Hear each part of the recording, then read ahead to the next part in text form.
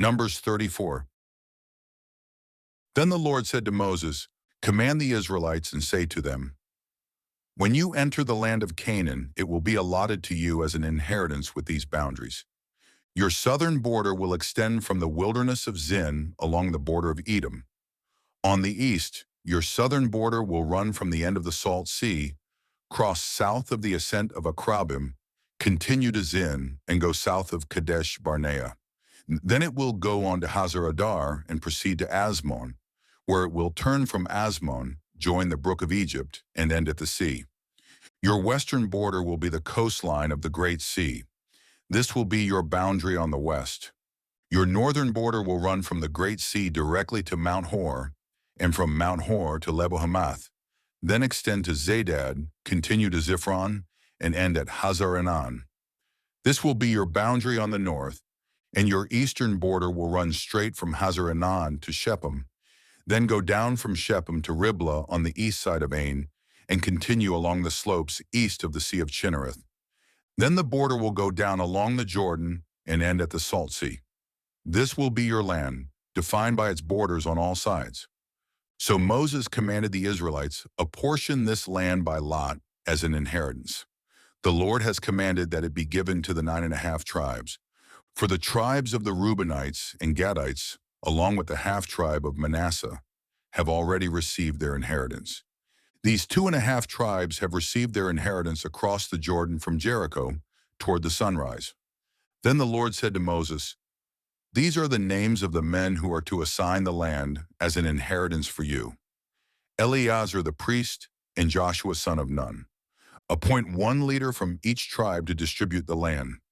These are their names: Caleb son of Jephunneh from the tribe of Judah, Shemuel son of Ammihud from the tribe of Simeon, Elidad son of Shislon from the tribe of Benjamin, Buki son of Jogli, a leader from the tribe of Dan, Haniel son of Ephod, a leader from the tribe of Manasseh son of Joseph, Kemuel son of Shipton, a leader from the tribe of Ephraim, Elizaphan son of Parnak, a leader from the tribe of Zebulun, Paltiel son of Azan, a leader from the tribe of Issachar, Ahihud son of Shalomi, a leader from the tribe of Asher, and Pedahel son of Ammihud, a leader from the tribe of Naphtali.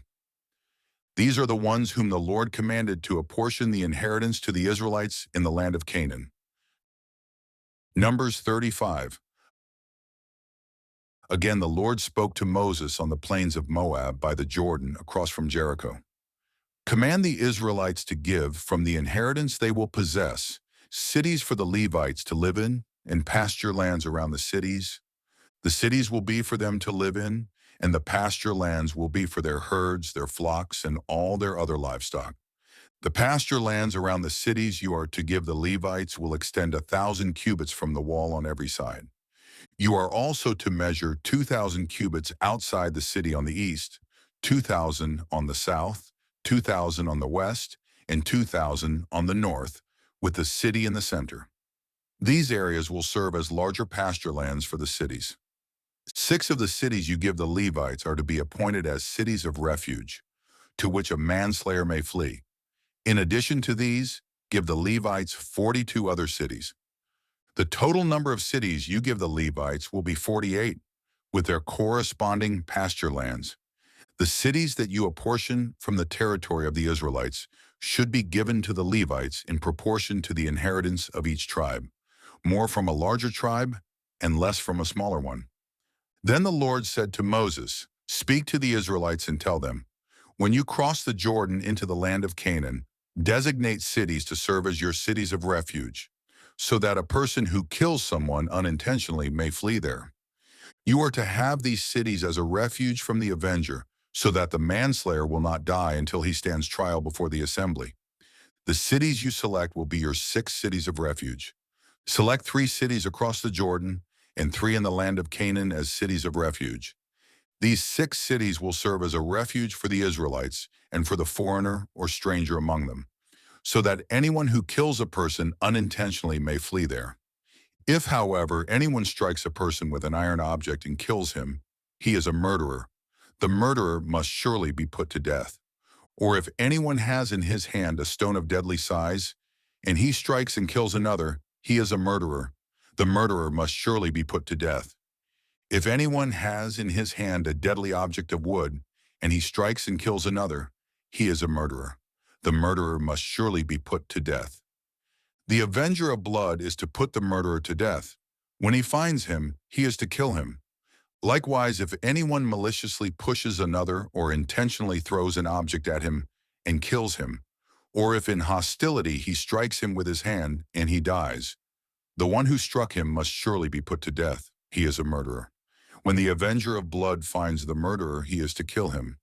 But if anyone pushes a person suddenly without hostility, or throws an object at him unintentionally, or without looking drops a heavy stone that kills him, but he was not an enemy and did not intend to harm him, then the congregation must judge between the slayer and the avenger of blood according to these ordinances.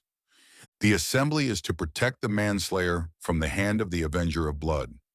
Then the assembly will return him to the city of refuge to which he fled, and he must live there until the death of the high priest who was anointed with the holy oil. But if the manslayer ever goes outside the limits of the city of refuge to which he fled, and the avenger of blood finds him outside of his city of refuge and kills him, then the avenger will not be guilty of bloodshed, because the manslayer must remain in his city of refuge until the death of the high priest. Only after the death of the high priest may he return to the land he owns. This will be a statutory ordinance for you for the generations to come, wherever you live. If anyone kills a person, the murderer is to be put to death on the testimony of the witnesses. But no one is to be put to death based on the testimony of a lone witness. You are not to accept a ransom for the life of a murderer who deserves to die. He must surely be put to death. Nor should you accept a ransom for the person who flees to a city of refuge and allow him to return and live on his own land before the death of the high priest. Do not pollute the land where you live, for bloodshed pollutes the land, and no atonement can be made for the land on which the blood is shed, except by the blood of the one who shed it. Do not defile the land where you live and where I dwell, for I, the Lord, dwell among the Israelites. Numbers 36.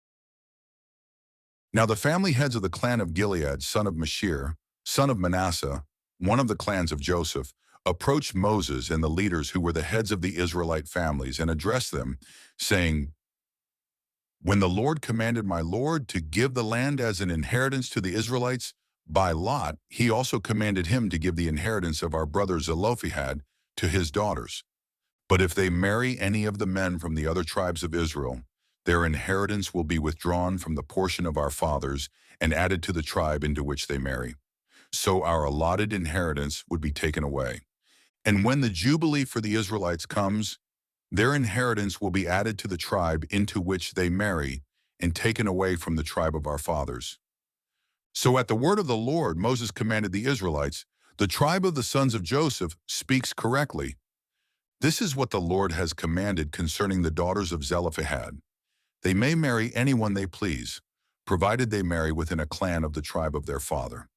No inheritance in Israel may be transferred from tribe to tribe, because each of the Israelites is to retain the inheritance of the tribe of his fathers. Every daughter who possesses an inheritance from any Israelite tribe must marry within a clan of the tribe of her father, so that every Israelite will possess the inheritance of his fathers.